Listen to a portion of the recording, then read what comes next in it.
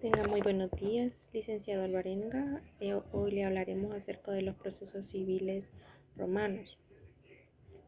Se entiende como el conjunto de actos normados por el derecho público y privado que tenían como finalidad la comprobación y protección judicial de un derecho subjetivo privado, como derechos, bienes, relaciones entre otros particulares y frente a otro. La función de este proceso era defender el derecho subjetivo de un particular frente a otro sujeto. Ya yo les hablaré acerca del procedimiento de las acciones de la ley, que es el primero y es el más antiguo. Es el conjunto de acciones ritualistas basadas en la ley de las 12 tablas, que permitían a los ciudadanos ir a juicio. Era un proceso donde tenían que hacer las cosas exactamente como estaban mandadas, a decir las palabras exactas, hacer los ritos exactos. Si se equivocaban en el más mínimo detalle, perdían el caso, sin importar si tenían razón o no. Las características importantes de este procedimiento era la rigidez. Si se fallaba en una palabra, como anteriormente lo dije, o un gesto del rito, perdían el litigio. La oralidad es otra, todo se basaba en las fórmulas orales o ritos físicos, en la exclusividad solo para ciudadanos romanos y solo podía aplicarse a asuntos regidos por el jus civile. No se podía apelar, porque una vez el juez privado daba su sentencia o decisión, no tenía derecho a pedir a un juez o a una autoridad superior que revisara o anulara lo decidido, porque no había en ese momento, solo estaba el juez privado, como dijimos. La justicia en este procedimiento se dividió en dos fases. El in iure, que es el ante el magistrado. El pretor solo tenía la función de construir el juicio. Él no juzgaba el fondo, sino que supervisaba la correcta realización de los ritos procesales, o sea, los ritos formales y la pronunciación de palabras solemnes como audiencia preliminar. La litis contestatio consistía en que este era el acto solemne bilateral conclusivo de esta fase. Asimismo, impedía que el demandante volviera a intentar el mismo problema contra esta persona por la misma causa, o sea, la consumación de la acción, por decirlo así.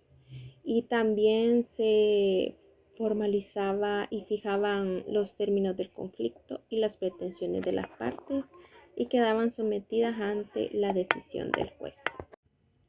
La fase 2 es ante el juez privado, o sea, el apud iudicem. Aquí intervenía el juez privado. Él escuchaba las pruebas y argumentos. Su tarea era resolver el fondo del asunto. El juez no era un funcionario, por lo que su decisión o la sentencia no era controlable jerárquicamente para ese entonces. Buenos días a todos. En este día nosotros hablaré sobre el procedimiento formulario. Como sabemos, en la innovación del derecho clásico y del jus honorarium, se decía que este sistema sustituyó las fórmulas orales que fueron rigidas de los legis aptium por la redacción de un documento escrito llamado fórmula. Este fue un instrumento que permitió a lo que es al derecho romano ser flexible y adaptarse a la vida económica de la República tardía. El papel fundamental del pretor era que a través de su edicto ofrecía lo que eran modelos de acción, y estos podían crear nuevas para poder proteger las situaciones no contempladas por el Giro Civiles estricto. Por ejemplo, si una persona no tenía una acción civil, lo que hacía el pretor le daba lo que era una acción útil o ficticia a través de una fórmula. Ahora bien, para entender un poco sobre cuál era la estructura de la fórmula, era un documento escrito que servía como instrucción para el juez. Esto contenía varias partes: el intention, que era la pretensión del demandante; la condemnation, que era la orden al juez de la condena; y a veces exceptio, que era la defensa del demandado. Ahora bien, la bipartición y el proceso es en la primera fase el ius, que es el pretor ya no realizaba ritos, sino que realizaba lo que eran fórmulas, y esto eran por forma oral. Hoy la fase 2 habla sobre el apus indenium, que esto es el juez con la fórmula en mano, que se limitaba a verificar los hechos y las pruebas, ¿verdad? Y que eso, si era aprobada, el juez estaba obligado a dictar la condena al demandante. Muy buenos días, licenciado Alvarenga. Yo le hablaré del procedimiento extraordinario. Este surgió durante la época imperial de Roma, ¿verdad?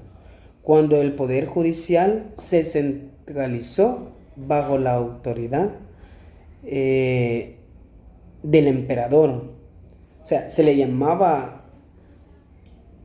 extraordinario porque estaba fuera del sistema tradicional. Y de estos juicios privados, y ya no seguía la clásica división en dos fases. En esto podemos ver que también las características esenciales estaba en primer lugar, que era unificación procesal. Este procedimiento se desarrollaba en una sola fase, a diferencia de los anteriores.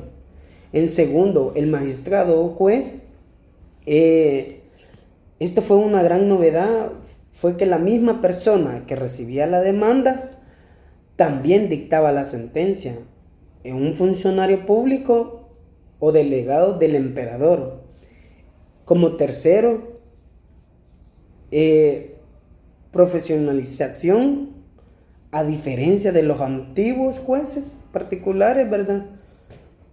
Este nuevo juez era un profesional del Estado, lo que aumentó la seriedad y el control del proceso. Y como último está la apelación. Por primera vez la sentencia podía apelarse ante una autoridad superior, antecedente directo de los sistemas modernos de recursos judiciales. Y también la tramitación del procedimiento, o sea, el proceso comenzaba con una demanda escrita presentada ante el magistrado o juez y notificada por un funcionario público, ¿verdad? Durante todo el juicio, el juez dirigía personalmente las actuaciones, desde la admisión de la demanda hasta la práctica de las pruebas y la sentencia final. O sea, este procedimiento fue menos formalista y más burocrático,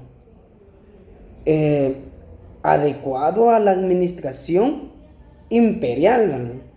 O sea, se utilizó sobre todo para casos complejos de tipo fiscal o de intereses públicos, donde los procedimientos tradicionales resultaban insuficientes. O sea, en conclusión y el legado, ¿verdad? En el derecho procesal romano evolucionó desde la rigidez de las leyes acciones, pasando por la flexibilidad del procedimiento formulario, hasta llegar a la unificación del procedimiento extraordinario. O sea, este modelo marcó el inicio de un sistema judicial centralizado, profesional y jerárquico,